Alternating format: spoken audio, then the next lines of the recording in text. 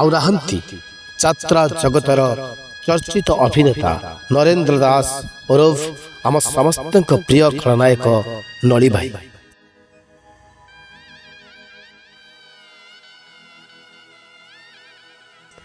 ଆଜି ସକାଳୁ ତାଙ୍କର ହୃଦଘାତରେ ମୃତ୍ୟୁ ଘଟିଛି। ଜଗତସିଂହପୁର ଜିଲ୍ଲା ଡିହସାଇରେ ଜନ୍ମଲାଭ କରିଥିବା ଅଭିନେତା ନଳି 2011-12 ମସିହାରେ ପ୍ରଥମେ ଯୋଗ ଦିଅନ୍ତି ଯାତ୍ରା ସମ୍ରାଟ ତୁଳସୀ ଗଣନାଟ୍ୟରେ। ତୁଳସୀ ଗଣନାଟ୍ୟର ପ୍ରଯୋଜକ ଶିବପ୍ରସାଦ ଲେଙ୍କା ତାକୁ ପ୍ରଥମେ ସୁଯୋଗ ଦେଇଥିଲେ ତାଙ୍କ ଅନୁଷ୍ଠାନରେ ଅଭିନୟ କରିବା ପାଇଁ। ବାସ୍ ତାପରେ ଚାଲିଲା ତାଙ୍କର ଯାତ୍ରାର ଜୟଯାତ୍ରା।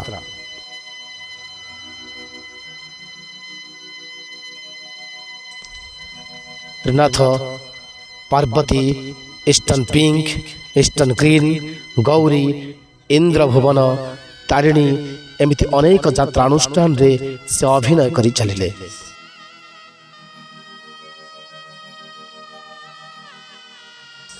ସେ ଅଭିନୟ କରିଥିବା ସଫଳ ନାଟକ ସବୁ ରାଜଧାନୀ ଏକ୍ସପ୍ରେସ, ମାଟି ଅଗଣାର ବୋହୂ, ଭାଇ ଭଉଣୀର ନୂଆ କାହାଣୀ, ସବୁଠି ବୁଲୁଛି ଶାଗୁଣା ଆଖି, କାହିଁକି କାନ୍ଦୁଛୁ ମୁହଁ ଲୁଚେଇ, ଲୁହ ଧୋଇଦେଲା ଓଠର ହସ, ଗାଁରୁ ଆସିଛି ଗୌରୀ ନାନୀ ଏମିତି ଅନେକ ନାଟକ।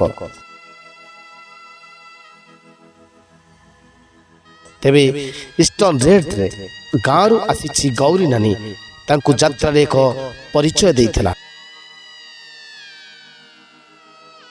ଏମିତିକି ଯାତ୍ରାରେ ତାଙ୍କୁ କେହି କେହି ଜୁନିୟର ଦୈତାରୀ ପଣ୍ଡା ବୋଲି ମଧ୍ୟ କହନ୍ତି।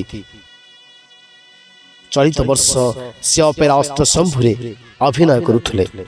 ଗତକାଲି ଅଭିନୟ ସାରିବା ପରେ ତାଙ୍କ ଛାତିରେ ଗଭୀର ଯନ୍ତ୍ରଣା ହେବାରୁ ତାଙ୍କୁ ସିନାପାଲି ଚିକିତ୍ସାଳୟକୁ ନିଆଯାଇଥିଲା। ସେଠାରେ ତାଙ୍କର ହୃଦଘାତରେ ମୃତ୍ୟୁ ଘଟିଥିଲା।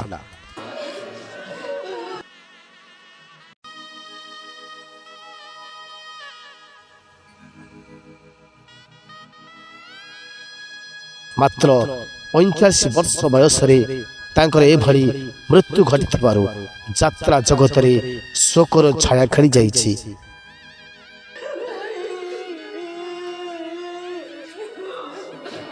ଜଗତର ନାଥ ଜଗନ୍ନାଥଙ୍କ ନିକଟରେ ପ୍ରାର୍ଥନା, ନରେନ୍ଦ୍ର କୁମାର ଦାସ ଓରଫ ନଳି ଭାଇଙ୍କ ଆତ୍ମାକୁ ସେ ଶାନ୍ତି ଦିଅନ୍ତୁ। ଏଭଳି ଏକ ଦୁଃଖଦାୟକ ପରିସ୍ଥିତିରେ ତାଙ୍କ ପରିବାରକୁ ଅସୀମ ଧୈର୍ଯ୍ୟ ଓ ସାହସ ଦିଅନ୍ତୁ।